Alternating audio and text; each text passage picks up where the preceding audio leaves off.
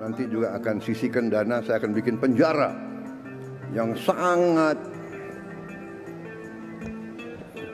pokoknya sangat kokoh di suatu tempat yang terpencil, mereka nggak bisa keluar malam hari.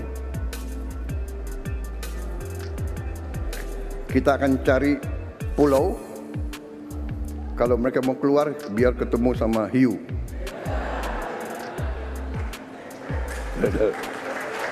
Mahfud MD mengungkap keseriusan Presiden Prabowo memberantas korupsi terlihat dari caranya merangkul lawan-lawan politik dan orang-orang bermasalah, serta terkuaknya 3 kasus mega korupsi. Mahfud menilai itu taktik merangkul, mengikat, dan jemput pelan-pelan. Prabowo mengatakan, pemerintahan saya tak ada koruptor, tangkap koruptor, lalu pagar laut, timah, dan Pertamina diungkap, kata Mahfud. Bahkan Mahfud menilai, Prabowo tak pandang bulu. Kini sudah mulai membidik teman sendiri. Temannya sudah diaduk-aduk. Contohnya RK Bank terkait BJB. Presiden ini tampaknya sungguh-sungguh untuk memberantas korupsi. Jelasnya. Lalu Mahfud menyoroti Prabowo merangkul orang yang dari segi hukum jelas-jelas melakukan pelanggaran hukum. Sudah jelas itu orang yang punya indikasi korupsi ugal-ugalan. Tetapi itu dibiarkan. Kenapa itu tidak diclearkan? Malah semua dirangkul, ujar Mahfud.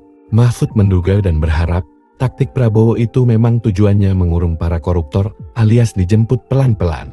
Saya mengira seperti ini, strategi Pak Prabowo ingin meletakkan kekuasaan dulu di bawah dirinya. Misal yang getol kritik dia dijadikan pejabat semuanya, yang bilang haram Prabowo, di presiden sekarang jadi wamen, kepala badan, dan diberi jabatan, semua diletakkan di bawah Prabowo, ujarnya.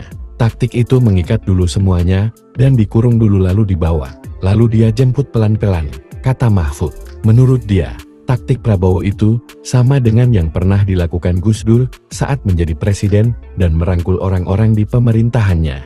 Gus Dur bilang, gini Pak Mahfud, masukkan dulu, di sini angkat ke atas, lalu panah dari bawah oleh orang-orang itu, ujar Mahfud menirukan ucapan Gus Dur.